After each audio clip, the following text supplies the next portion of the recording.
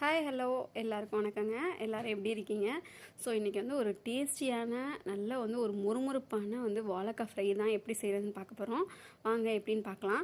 ஒரு பிளேட்டில் வந்து என்ன பண்ணுங்கள், மிளகாத்தூள் 1 ஸ்பூன், மல்லித்தூள் 2 ஸ்பூன், உப்பு கொஞ்சம், தயிர் 1 ஸ்பூன் விட்டுக்கோங்க.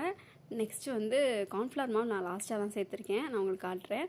அப்புறம் வந்து சிக்கன் மசாலா, அது கொஞ்சமாக டேஸ்ட்டு நல்லா கொடுக்கும். ஸோ அப்புறம் நம்ம மீனுக்கு வந்து நல்லா வந்து பெசரி வைக்கிற மாதிரி நல்லா கொஞ்சம் தண்ணி ஆட் பண்ணி நல்லா கொஞ்சம் இந்த கன்சிஸ்டன்சியில் பெசரிக்கோங்க. நெக்ஸ்ட்டு வந்து வாழைக்காய் எல்லாத்தையும் உள்ளே சேர்த்து அதையும் நல்லா வந்து இப்படி ஒரு பெரட்டு அப்படி ஒரு பெரட்டு எல்லா பக்கமும் நல்லா பெரட்டி அதை நல்லா வந்து ஒரு மாய்ஸ்சர் இதில் வந்து நீங்கள் வந்து ரெடி பண்ணி வச்சுக்கோங்க.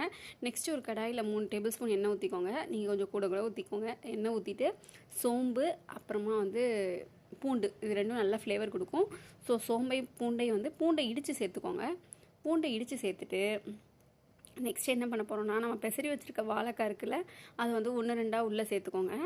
நல்லா சேர்த்துக்கிட்டு கொஞ்சம் நேரம் வெயிட் பண்ணி அதை எடுத்திங்கன்னா அது அப்படியே அந்த பாத்திரத்தில் ஒட்டாமல் கிறிஸ்பியாக மொறுன்னு வருங்க. அவ்வளோ ஒரு டேஸ்ட்டுங்க, செம்ம டேஸ்ட்டு. நீங்களும் ட்ரை பண்ணி பாருங்கள் எப்படி இருக்குன்னு. ஸோ வந்து வெயிட் பண்ணுவோம். அது வந்து ரெடி ஆகிட்டு இருக்குது. ஒன்றா சேர்த்தாச்சு. ஒன்றா சேர்க்கும்போது நல்லா முறுமுறுப்பாக வருது. பார்க்கலாம் எப்படி இருக்குன்னு. அப்புறம் உங்கள் எல்லாருக்கும் என்னோடய வீடியோ பிடிச்சிருந்துச்சுன்னா நீங்கள் கொஞ்சம் லைக் பண்ணிக்கோங்க, ஷேர் பண்ணிக்கோங்க, கமெண்ட் பண்ணுங்கள், சப்ஸ்கிரைபும் பண்ணிக்கோங்க. நான் இப்போ தான் புதுசாக சேனல் ஆரம்பித்து இப்போ தாங்க போட்டுட்ருக்கேன். ஸோ உங்கள் எல்லாருக்கும் பிடிக்கும்னு நினைக்கிறேன். ஸோ இந்தமாதிரி மொறுன்னு வந்துருச்சு பாருங்கங்க, நல்லா கிறிஸ்பியாக வந்துருச்சு. ஸோ இதை எடுத்து வச்சுக்கலாம் ஒரு பாத்திரத்தில். திரும்ப மீதி இருக்க வாழைக்காயும் அதேமாரி நம்ம ஃப்ரை பண்ணி எடுத்துடலாம். ஒன்றா சேர்க்கணும்.